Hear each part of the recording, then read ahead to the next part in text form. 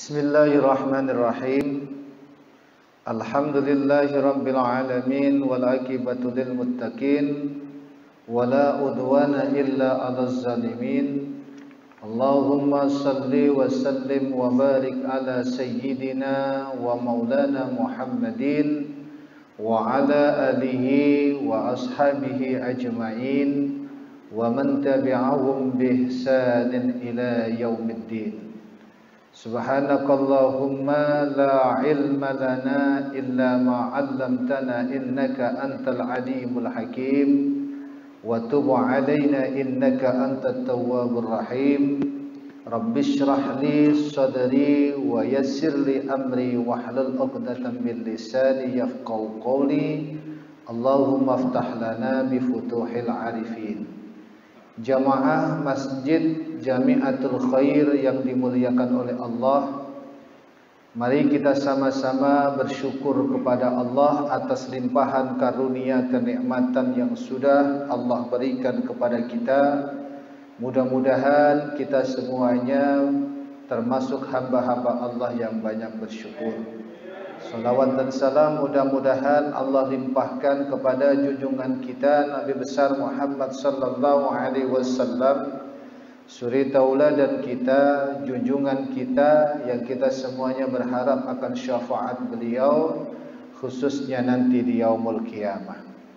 Jamaah sekalian yang dimuliakan oleh Allah, pada malam hari ini saya ingin mengajak jamaah sekalian untuk membahas tentang al-Islam, sebagaimana hadis yang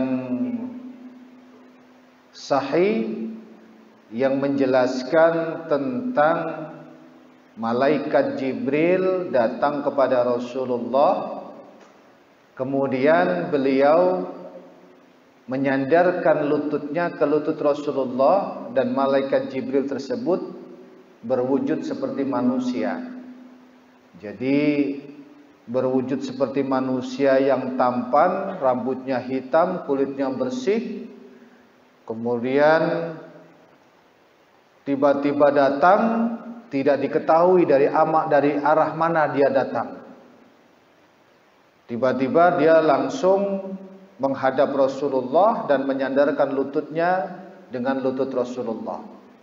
Kemudian beliau bertanya, fa akhbirni anil Islam. Jelaskan tentang saya, apa itu Islam. Kemudian dijawab oleh Rasulullah, antashhada anna alla ilaha illallah wa anna Muhammadar Rasulullah.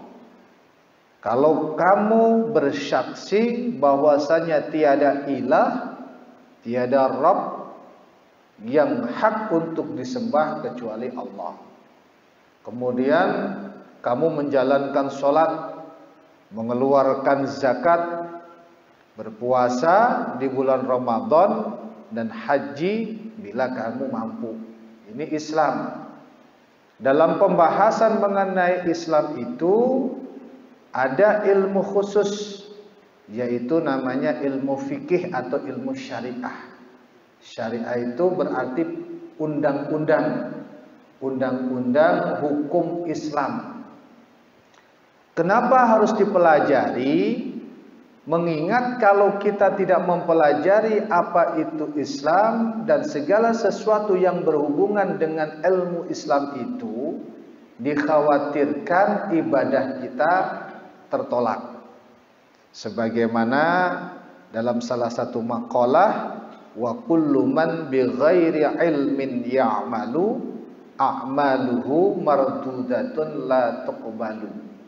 Setiap amalan, setiap ibadah, setiap perbuatan tanpa ada ilmunya, maka dipastikan ibadah atau amalan-amalan tersebut akan ditolak.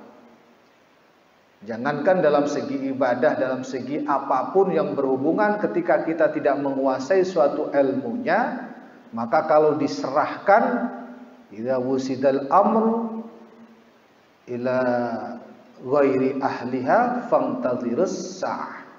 Kalau kita diserahin suatu perkara, ketika kita tidak mengetahui ilmunya, maka famtadhirus sa'ah, maka tunggulah saat rusak atau hancur. Oleh karenanya ibadah diwajibkan, bahwasanya setiap mukmin, setiap muslim yang beribadah wajib menggunakan ilmu. Oleh karenanya ilmu ini adalah salah satu perangkat yang melengkapi orang itu bertakwa. Kalau dikatakan dalam hadis, al-imanu uryanun, iman itu telanjang, walibasut taqwa, pakaiannya adalah takwa. Lah, takwa ini adalah realisasi daripada Islam itu.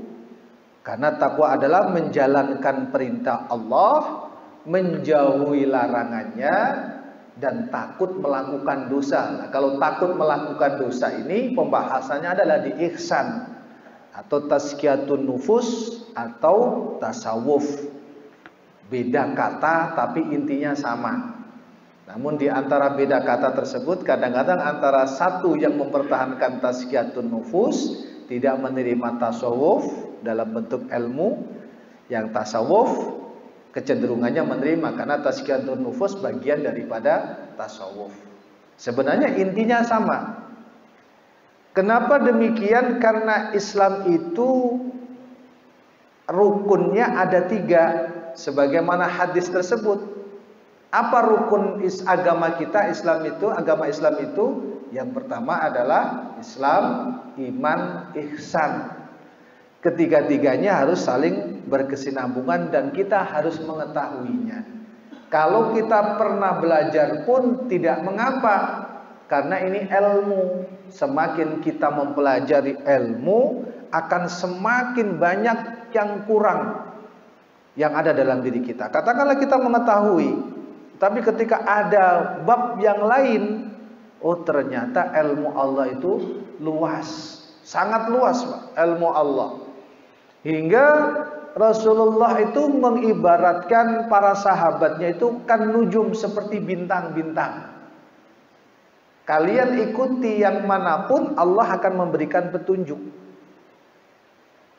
Oleh karenanya di antara guru-guru Imam Mujtahid, Imam Asy-Syafi'i, Imam Maliki, Imam Hanafi, Imam Hambali, itu ada yang sama gurunya, ada yang berbeda.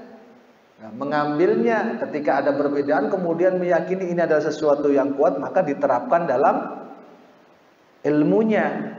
Nah, ilmu tersebut dirumuskan kemudian diikuti oleh para muridnya. Nah, murid-murid tersebut ada yang menduduki peringkat mujtahid juga, ulama besar juga, tapi belum sempat dibukukan, tidak diikuti oleh murid-muridnya. Hingga yang terkenal adalah 4 imam itu yang diakui oleh Ahlus Sunnah wal Jamaah. Dimanapun kita mengikutinya dari 4 imam itu, insya Allah akan mendapatkan petunjuk, karena sumbernya sama dari para ulama, dari para sahabat Rasulullah Sallallahu Alaihi Wasallam.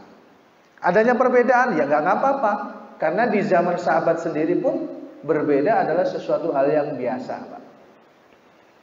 Oleh karenanya kalau kita itu katakanlah menyebut dalam satu ibadah, niat, katakanlah begitu ya, niat. Ada yang melafalkan usolli, ada yang tidak. Sebenarnya itu adalah hal yang biasa. Di pesantren juga banyak yang tidak melafalkan usolli, ketika mengetahui bahwasanya niat itu ketika takbiratul ihram. Banyak juga yang begitu. Kemudian untuk orang-orang awam ada yang melafalkan usolli, ada yang tidak. Loh, kenapa kok bisa begitu? Ya karena adanya usolli itu adalah sebagai perbuatan yang bisa membantu untuk menghadirkan niat. Itu ijtihad ulama dari hadis innamal a'malu binniyat. Segala sesuatu itu akan sah kalau ada niat. Ulama khawatir terhadap orang-orang awam seperti kita. Wah, takutnya nanti orang awam nggak tahu itu tata cara niatnya, maka diciptakanlah nih niat. Satu ulama, nggak perlu pakai niat-niatan begitu, pokoknya niat karena Allah saja sudah cukup. Satu lagi dilafalkan niat. Nah, itu adalah sesuatu hal yang biasa dalam perbedaan, asalkan perbedaan tersebut dikemukakan oleh orang ahli yang sesama ahlinya, gitu loh Pak. Standarnya sama lah bahasanya. Jadi perbedaan itu akan dianggap rahmat tuh kalau ulama itu yang berbeda tersebut itu mempunyai kedudukan keilmuan yang sama. Sama-sama hafal Qur'annya, sama-sama hafal hadisnya, gitu kan? Kayak Imam Syafi'i sama Imam Ahmad bin Hambal. Itu kan sama-sama alimnya, Pak. Antara guru dan murid. Imam Syafi'i dengan Imam Maliki juga sama-sama alimnya, guru dan murid juga. Dan benar-benar menggali hukum dengan ijtihad yang luar biasa. Ulama-ulama dulu kalau dibandingkan dengan sekarang, Pak, itu jauh dengan kita ya. Itu jauh. Jauh sekali. Ilmunya itu kayak samudra yang tidak bertepi, ilmunya itu luas sekali. Dan tidak seperti kita, kalau nggak tahu tinggal googling gitu kan. Udah ada, udah tersedia. Enggak. Beliau-beliau itu dalam mengeluarkan fatwa itu juga hati-hati. Sangat hati-hati. Ditanya itu sangat hati-hati. Tidak seperti kita, tidak seperti saya lah bahasanya. Ingin menunjukkan kepintarannya langsung dijawab. Kadang-kadang begitu kita ya. Kalau ulama-ulama dulu itu enggak begitu, Pak. Nah, kita sebagai orang yang sudah 1400 Hijriah lebih, tinggal mengikuti para ulama-ulama tersebut. Kenapa tidak mengikuti Al-Quran dan Sunnah? Justru ketika kita mau mengikuti Al-Quran dan Sunnah harus mengikuti ulama. Kenapa? Ya kita tidak akan bisa memahami Al-Quran dan As-Sunnah sedemikian hebatnya dengan pemikiran kita sendiri. Kita tidak akan mampu, Pak. Dalam menerangkan hadis itu nggak akan mampu. Kadang-kadang hadis itu isinya seperti persangkaan kita, tetapi makna yang terkandung itu sangat dalam sekali, yang baru bisa dikemukakan oleh orang-orang yang ahli. Kembali kepada pembahasan Islam dengan ilmu fikih. Ilmu fikih itu ilmu apa? Al-fiqhu di dalam bahasa Arabnya secara letterlek bahasanya adalah al-fahmu, faham. Al-fiqhu lughatan al-fahmu. Fikih itu dalam bahasa itu adalah al-fahmu. Wastilahan, secara istilah, al-ilmu bil ahkamis syar'iyyah. Ilmu yang membahas tentang syariat-syariat Islam. Al-amaliyah, yang bersifat amaliyah. Makanya dalam hal fikih itu dilihat dari amaliyahnya, dari perbuatannya. Contoh, ketika kita sholat, itu kan gerakan zohir, lahiriah, amaliyah. Kalau dalam hal lahiriahnya tidak bersesuaian dengan hukum fikih, yang otomatis tidak bersesuaian dengan Al-Quran dan As-Sunnah, bisa dikatakan nggak sah. Kan ada itu kisah, nanti akan kita ketemukan hadisnya di kitab ini. Ada orang sholat, kemudian setelah sholat datang menghadap kepada Rasulullah, mengucapkan salam. Apa kata Rasulullah? Kamu sholat lagi, kamu belum sholat. Kamu sholat lagi, kamu belum sholat. Oh, ternyata belum sholat. Kenapa demikian? Ya karena tidak mengikuti hukum-hukum lahiriahnya sholat. Pernah juga saya kemukakan, ada orang yang disiksa di dalam kubur. Dua orang, yang satu itu karena namimah, adu domba, yang kedua itu karena bersuci tidak bersih. Ini Bukhari, hadis Bukhari, hadis Imam Bukhari. Kenapa demikian? Ketika dia itu bersuci tidak bersih, secara otomatis ketika beribadah terkena najis. Nah, berarti kalau terkena najis sama saja dia tidak beribadah. Kita disuruh oleh atasan kita, nggak sempurna. pekerjaan kita nggak sempurna, ya otomatis dengan sendirinya tidak dinilai. Nah begitu Pak. Atau kita dalam kondisi sebagai seorang pelajar, kan ada ujiannya. Ujiannya nggak sesuai, jawabannya apa, pertanyaannya apa, jawabannya apa, ya akhirnya tidak akan mendapatkan nilai. Oleh karena ini harus kita pelajari. Kalau kita sudah mempelajarinya, setidaknya kita mengingat kembali, bersama-sama mengingat.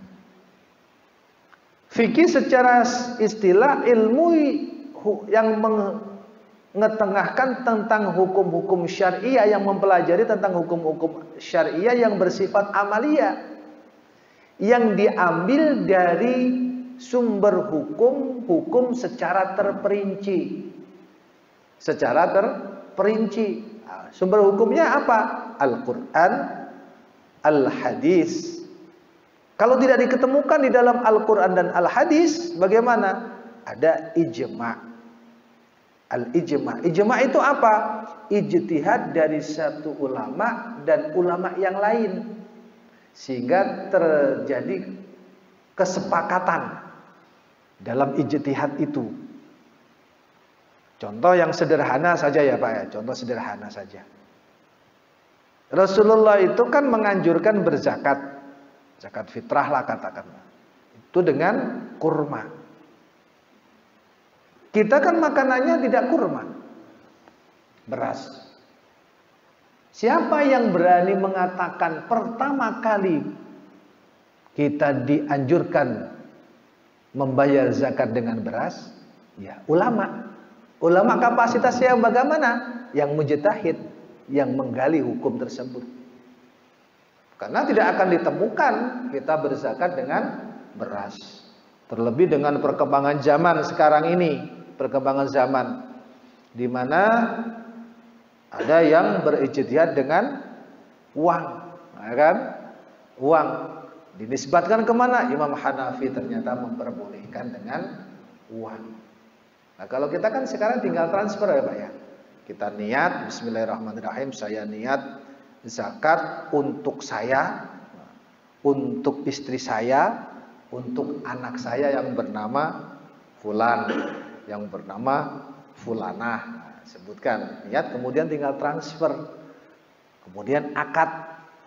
Ustadz, saya sudah bayar zakat lewat ATM, katakanlah begitu. Sah. Nah bagaimana dasar hukumnya? Ini nanti akan kita pelajari. Kok bisa orang kita itu harusnya akad, kok akadnya via telepon, kemudian pakai transfer, ya kan Pak? Ini kan perkembangan zaman. Makanya hukum Islam itu ada batasan pokoknya. Kemudian ketika menghadapi suatu tuntutan zaman, bagaimana mengembangkannya? Maka di antara hasil daripada ijtihad itu pasti ada khilaf. Pasti ada perbedaan, Pak. Pasti ada khilaf. Nah, bagaimana kita menyikapinya? Ya, tergantung dari kita. Mau belajar, mau mencari ilmu seluas-luasnya atau tidak. Kalau semuanya kita tidak mau belajar lagi, pokoknya udahlah, pokoknya saya amalkan yang ini saja. Berarti kita harus siap untuk menemukan orang yang berbeda dengan kita. Kita datang nih ke Makkatul Mukarramah, umroh atau haji. Di sana kita akan menjumpai banyak orang yang beribadah yang beda dengan kita. Ya nggak Pak? Beda dengan kita. Allahu Akbar. Takbir saja beda. Mungkin sekarang kita sudah banyak yang mengetahui. Ada yang begini, ada yang begini, ada yang begini kan? Ya nggak Pak? Akhirnya kan kita timbul pertanyaan. Ini yang benar yang mana kan begitu. Nah, saya pernah melihat pidatonya Ustadz Somad, ceramahnya Ustadz Somad. Ketika beliau itu di daerah salah satu yang bermadzhab Maliki atau apa. Kalau dalam mazhab Syafi'i itu kan mengusap rambut cuma cukup 3 helai rambut, menempel kepala udah sah. Kalau imam yang lain kan harus semuanya. Ditegur sama orang, mungkin orang awam ya, yang tidak mempelajari mazhab Syafi'i. Wudu kamu nggak sah, gitu kan? Wudu kamu nggak sah. Akhirnya dijelaskan sama temannya Ustadz Somad. Itu menunjukkan bahwasanya ilmu itu sangat luas sekali. Dan dalam mempelajari itu kita harus paham. Karena ketika kita berilmu fikih, memahami hukum-hukum syariat, tujuannya adalah untuk ketakwaan kita. Tadi sudah saya singgung. Untuk takwanya kita, menjalankan perintah Allah. Sholat menjalankan perintah Allah. Berarti kita harus tahu ilmunya sholat. Maka hukumnya wajib. Yang melengkapi sholat apa? Syarat sahnya sholat. Rukun-rukunnya sholat. Syarat sahnya sholat. Bersih dari hadas. Baik hadas kecil maupun hadas besar. Dikupas itu nanti hadas kecil itu apa, hadas besar itu apa. Ketika kita dalam kondisi membayangkan seorang yang cantik mungkin gitu ya, namanya manusia kan ada itu kadang-kadang agak error-errornya dikit gitu, membayangkan, tiba-tiba ada keluar cairan, nah ini nanti hukumnya bagaimana? Kan kita harus tahu, Pak. Hukumnya bagaimana ini? Kita langsung mandi atau cukup untuk disucikan saja? Ini hukumnya madhi atau mani kan begitu? Nah ini harus kita ketahui karena kita mau sholat menghadap kepada Allah harus bersih daripada hadas kecil dan hadas besar. Kemudian kita juga harus bersih dari najis. Ya enggak? Kita harus tahu bersih dari najis. Apa itu najis? Nanti didefinisikan. Kemarin kalau nggak salah ada pertanyaan kan? Suatu saat Rasulullah ada yang pipis kemudian cukup dipercikin. Bagaimana cara menyikapinya ini? Dilihat konteks hadisnya, ternyata itu hadis menunjukkan bahwasanya anak kecil laki-laki yang belum genap umur 2 tahun kemudian pipis, yang makanan pokoknya itu hanya susu, air susu saja, maka ketika pipis itu cukup dipercikin, air sudah bersih. Jadi kalau semuanya cucu kita atau anak kita, kalau yang sudah pantas mempunyai cucu itu Pak ya, cucu. Anak kecil, laki-laki ya, laki-laki belum genap umur 2 tahun dan makanan pokoknya hanya ASI, air susu ibu. Air susu ibu, pipis. Nah, cukup dipercikin air, sudah bersih. Tapi kalau perempuan bagaimana? Kalau perempuan dihukumi dewasa. Kok bisa? Wah, itu udah hukumnya itu udah. Ada yang mengatakan karena kalau perempuan nggak ada saringannya langsung cor seperti orang dewasa. Ada yang mengatakan begitu. Wallahu a'lam. Yang penting hukumnya adalah kalau bayi perempuan pun itu dikatakan najis. Najisnya najis mutawasitoh.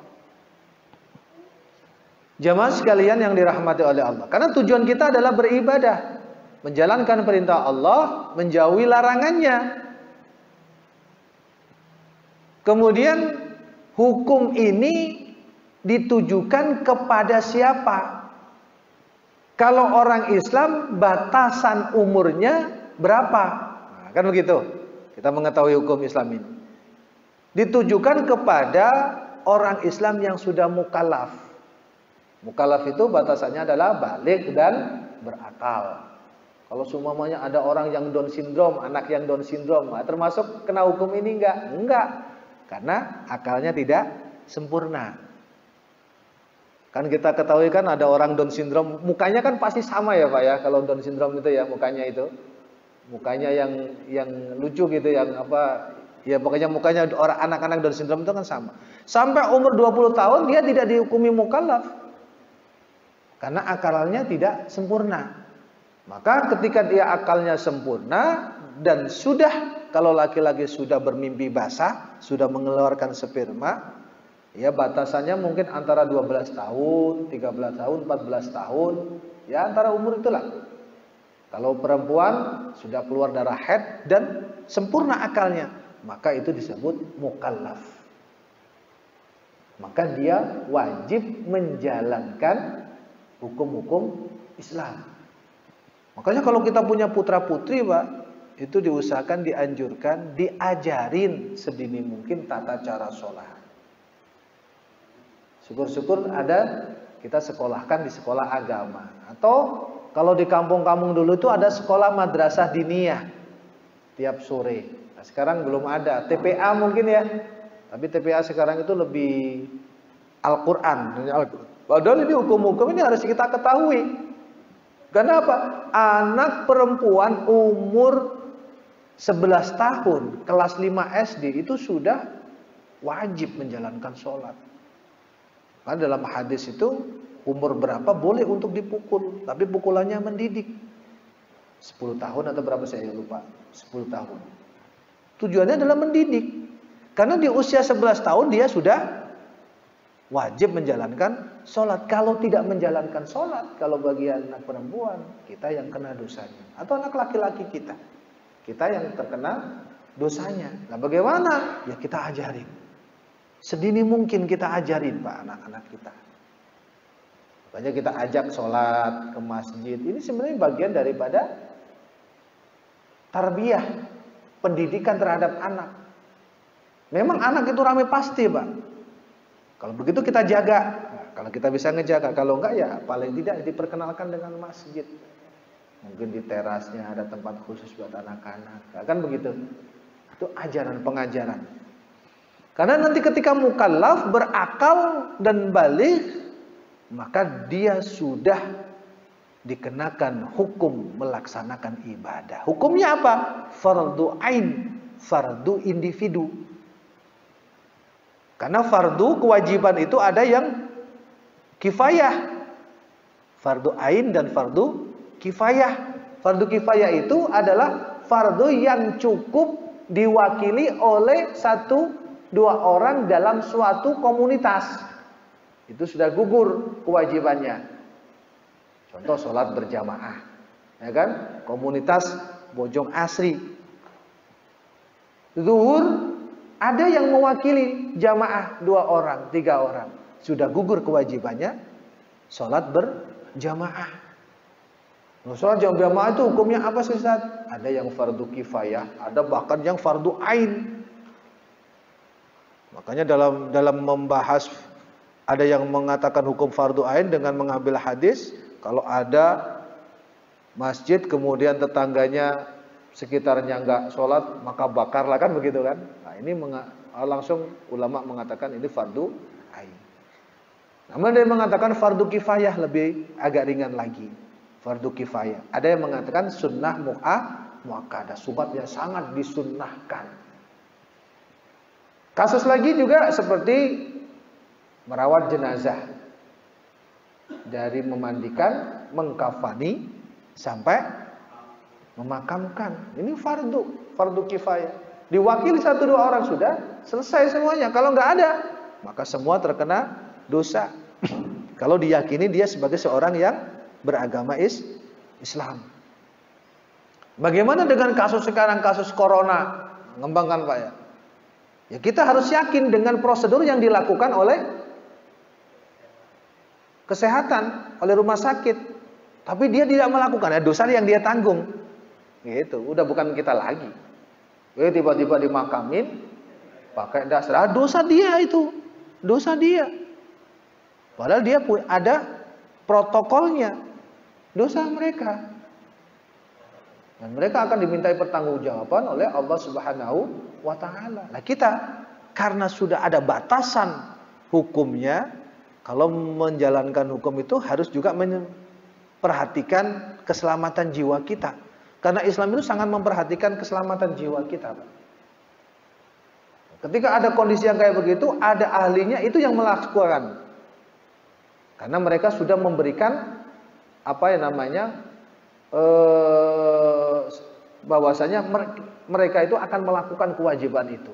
Sudah memberikan kepercayaan bahwasanya mereka yang akan melakukan. Tiba-tiba mereka nggak melakukan, ya mereka dosa. Mereka berdosa. Jadi jelas ya Pak ya, fikih itu adalah ilmu yang membahas tentang hukum-hukum syariat Islam yang bersifat amaliyah, yang diambil daripada hukum-hukum Al-Quran As-Sunnah dan pendapat para ulama, ijtihad, ijma' secara tafsili, secara terperinci. Kemudian tujuannya adalah faidah daripada kita melakukan adalah untuk menjalankan perintah Allah, menjauhi larangannya. Yang diwajibkan menjalankan itu adalah mukallaf. Karena mukallaf itu orang yang sudah mendapatkan beban kewajiban dari Allah Subhanahu wa taala. Kemudian ketika kita menjalankan hukum otomatis kan tadi itu saya jelaskan harus merujuk kepada Al-Qur'an dan As-Sunnah. Cara memahami Al-Qur'an dan As-Sunnah harus dari penjelasan ustadz ulama yang kapabel, yang mempunyai kemampuan. Dan di antara ulama-ulama tersebut merujuk kepada ulama sebelumnya. Dari ulama sebelumnya juga merujuk kepada ulama sebelumnya. Akhirnya terbentuk jalan. Makanya dikatakan mazhab. Mazhab itu dari kata-kata zahaba, pergi. Mazhab tempat berjalan. Tempat berjalan kalau dalam bahasa Arab. Jadi mazhab tempat berjalan. Tempat berjalan dalam apa? Dalam memahami hukum Islam. Akhirnya terbentuk dengan sendirinya. Karena yang mengajarkan dari guru kita, gurunya dari guru kita, akhirnya kan terus berjenjang, ya kan? Sampai salah satu dari ulama mujtahid tadi berlabuhnya kemana? Ke Imam Syafi'i. Namanya Syafi'iyah, orang yang menjalankan agama dengan ilmu yang diajarkan oleh Imam Syafi'i. Namanya Syafi'iyah. Kalau Hanbaliyah, orang yang menjalankan hukum agama sesuai dengan ilmunya Imam Hambali. Hanafiyah juga begitu, Imam Hanafi. Malikiyah juga begitu, Imam Maliki. Makanya kalau kita itu memahami dari beberapa mazhab tersebut, otomatis kita akan santai, tenang. Oh, ternyata mereka mempunyai rujukan. Nah, kalau terjadi di Indonesia itu kan yang repotnya itu kan disadarkan kepada organisasi, gitu kan. Jadi agak bergesekan karena di antara organisasi itu bersaing lah, ada persaingan gitu kan. Walaupun sebenarnya kalau dijelaskan secara terperinci ini tidak akan terjadi persaingan. Akhirnya kalau semuanya kunut dibilang NU, kalau nggak kunut dibilang Muhammadiyah, kan begitu kan akhirnya. Kalau semuanya disandarkan kepada mazhab, maka sudah selesai. Gitu. Sudah selesai karena masing-masing mempunyai dasar dan rujukan. Jadi rujukan yang kita pelajari ini dalam memahami ilmu fikih adalah imam-imam mujtahid. Siapa imam mujtahid yang diakui oleh Ahlus Sunnah wal Jamaah dalam memahami hukum-hukum Islam adalah madzhabul arba'ah. Madzhab 4. Apakah selain madzhab 4 itu ada? Ada sebenarnya, Pak. Imam Sufyan As-Tsauri itu gurunya Imam Syafi'i. Itu sebenarnya mempunyai metode sendiri. Gurunya Imam Syafi'i. Kenapa kok nggak muncul? Karena tidak dibukukan oleh murid-muridnya. Makanya kalau kita mempunyai ilmu, kita ajarkan, maka akan diikuti oleh murid-muridnya. Murid-muridnya mengajarkan lagi, murid-muridnya mengajarkan lagi, kan begitu. Di Spanyol ada namanya Ibnu Hazm. Nah, Ibnu Hazm itu termasuk mazhabnya mazhab Zahiri, Imam Dawud Al-Zahiri. Itu zahir Al-Quran saja yang dipakai, Pak. Zahir Al-Quran. Pokoknya Al-Quran mengatakan begini, ya udah diikutin gitu. Tidak dikompar dengan hadis-hadis yang lain. Makanya konon di antara mazhab ada yang sampai menghalalkan anjing. Kenapa? Karena di dalam Al-Quran tidak ditegaskan secara eksplisit. Dalam hadis pun begitu, Pak.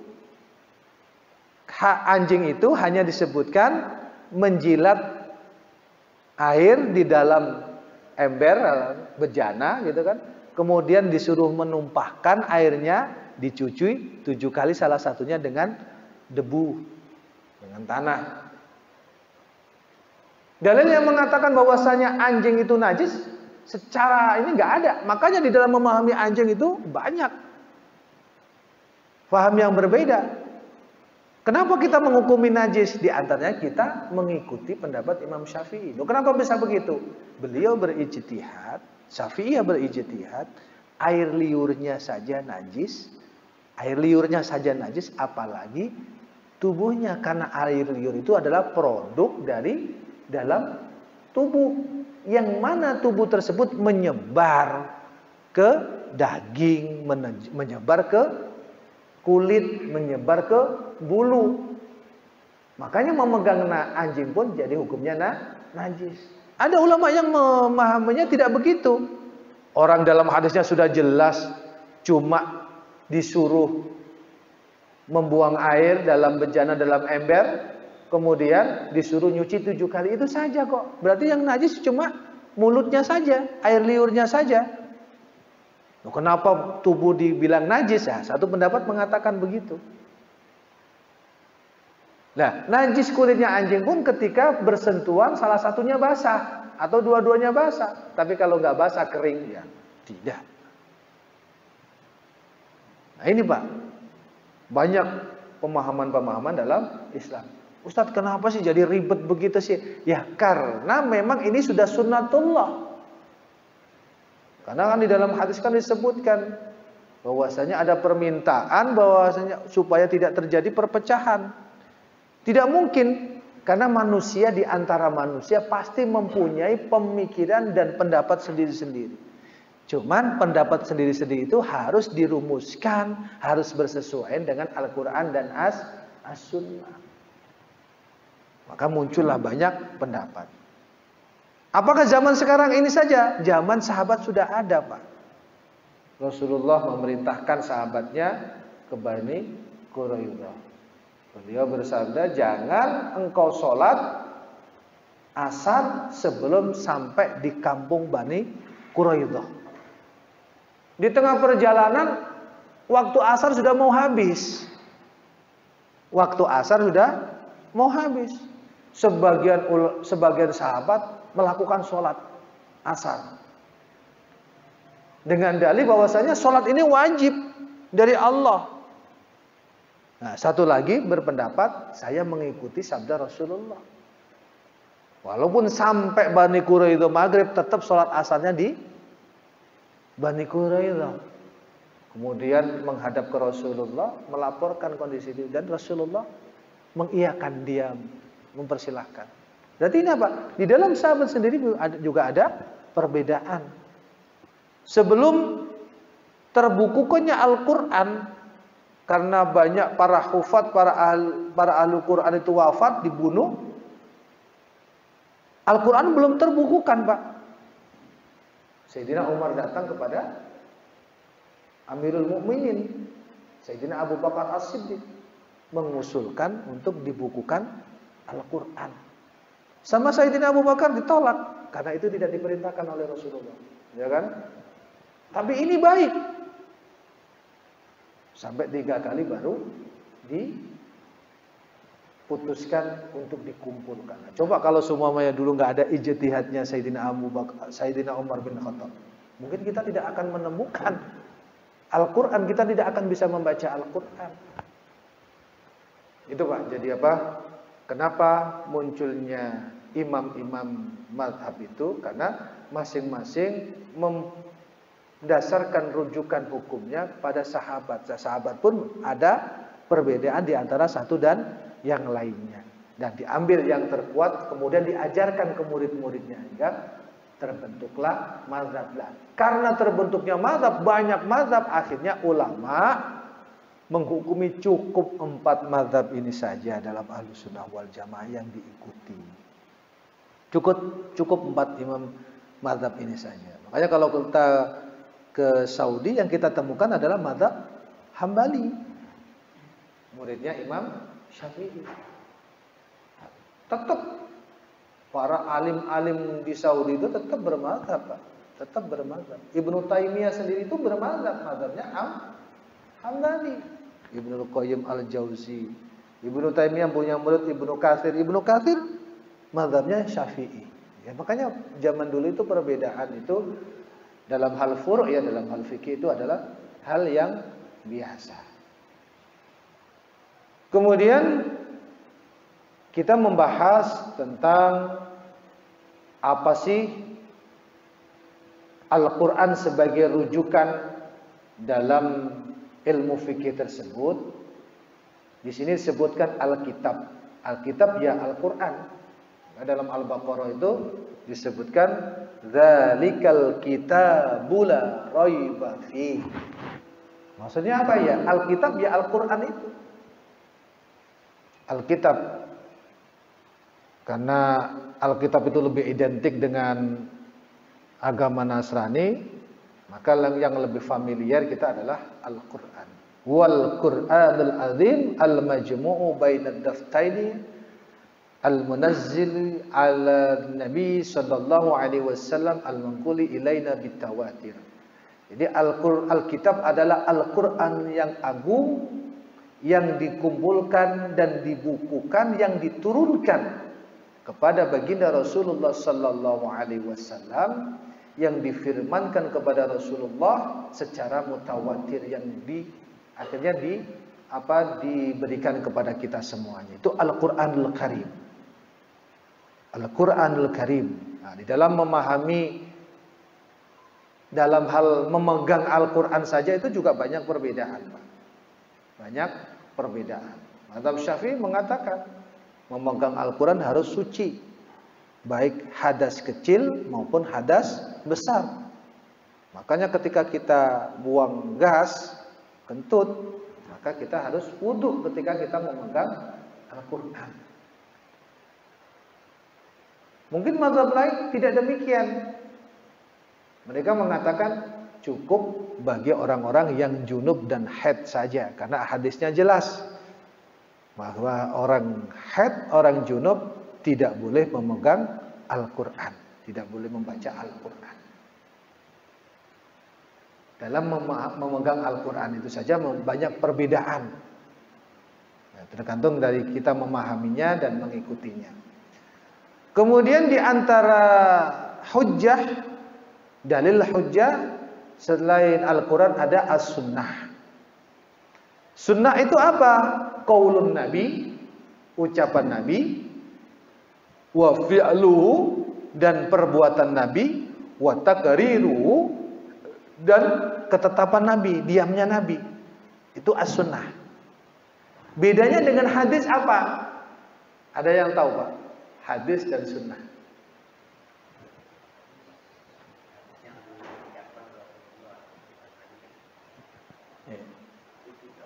Kan sunnah nih, sunnah. Sunnah itu adalah sabdanya Nabi, ucapan Nabi, ya kan? Perbuatan Nabi, diamnya Nabi atau ketetapan Nabi. Itu sunnah. Kalau hadis? Hadis itu mengkhabarkan tentang sunnah, menjelaskan tentang sunnah. Makanya di dalam kitab-kitab hadis itu ada kata-kata haddatsana, menjelaskan kepada saya si A, si A mengatakan lagi menjelaskan kepada si A, si B dijelaskan oleh si C. Penjelasan yang berisi sunnah itu. Jadi hadis itu ucapan yang menjelaskan tentang sunnah itu, hadis. Kadang-kadang kita bingung ya antara hadis dan sunnah. Bedanya apa nih antara hadis dan sunnah? Hadis itu adalah penjelasan tentang sunnah itu. Khabar, makanya ada yang mengatakan khabar. Khabar tentang sunnah itu. Lah, dari penjelasan itu muncul ilmu yang membahas tentang hadis. Ada namanya hadis mutawatir. Mutawatir itu yang bagaimana? Yang diriwayatkan oleh banyak orang yang nggak mungkin dusta. Seperti Al-Quran ini, ketika Rasulullah dapat wahyu langsung dijelaskan kepada para sahabat banyak. Yang nggak mungkin para sahabat itu dusta. Yang para sahabat itu langsung meriwayatkan kepada para generasi tabiin. Dari tabiin ke tabiun terus. Ke banyak orang. Makanya Al-Quran itu mutawatir, tidak akan mungkin dusta.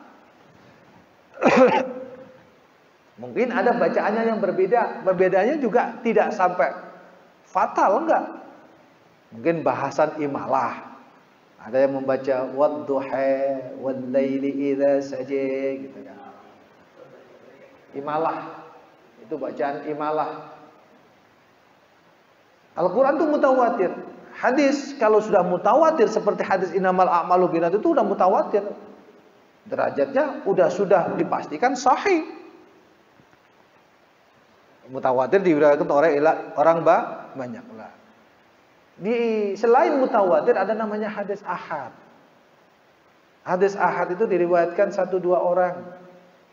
Jadi suatu saat Rasulullah bersabda kepada Ibnu Abbas, Sayyidina Ibnu Abbas. Ibnu Abbas menceritakan kepada yang lainnya. Diceritakan hanya 1-2 orang atau 2 orang. Nah, kemudian diriwayatkan, ini hadis ahad nih. Tidak oleh para sahabat yang banyak.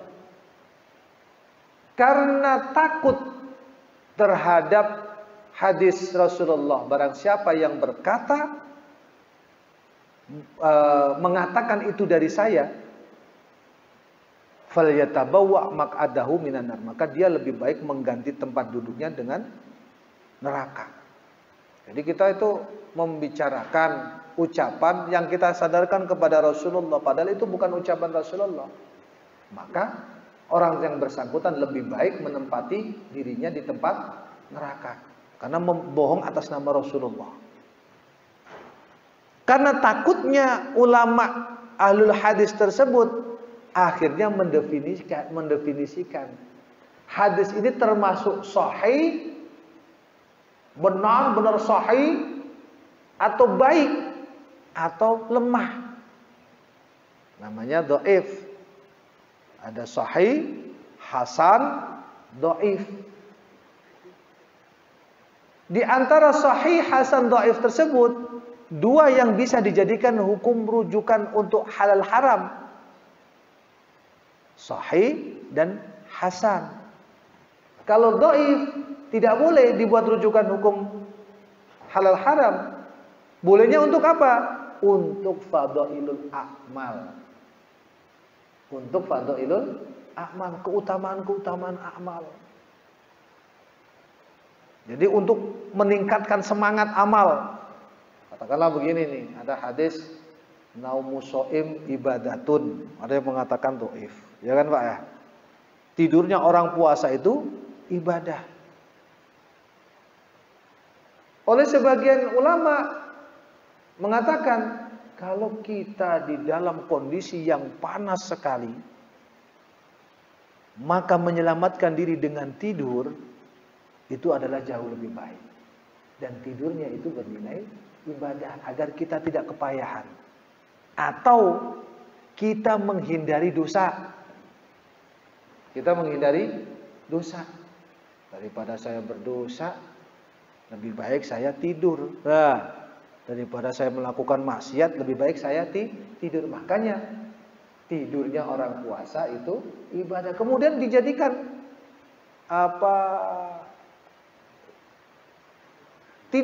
dia tidur, maka ketika kita meyakini hal tersebut akan bernilai ibadah. Tapi kalau untuk menentukan halal haram tidak diperbolehkan.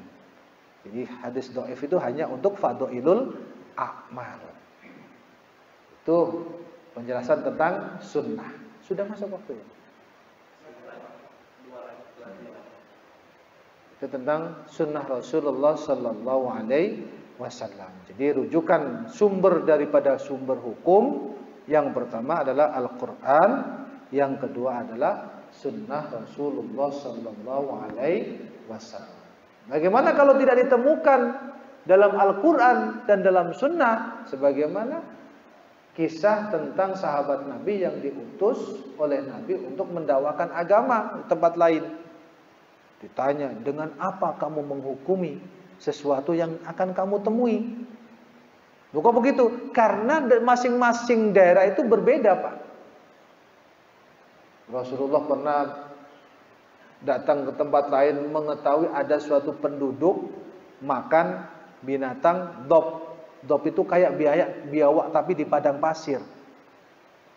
Dop itu kayak biawak tapi di padang pasir. Bukan biawak ya.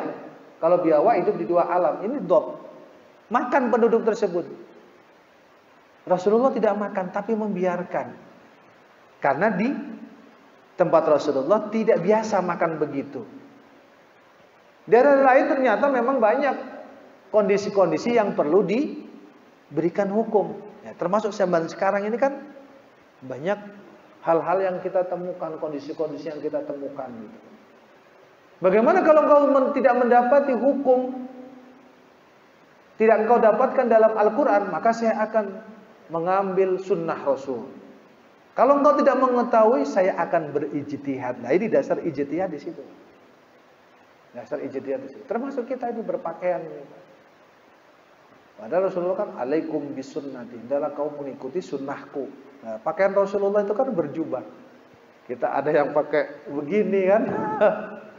Ada yang pakai batik. Nah, kalau tidak ada yang memfatwakan ini, maka termasuk kita akan kesulitan. Karena masing-masing daerah mempunyai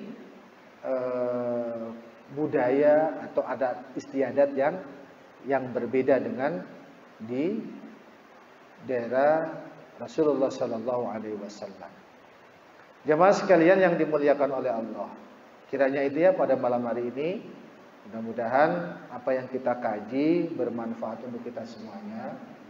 Kira-kira ada pertanyaan Pak? Kalau ada pertanyaan saya persilahkan.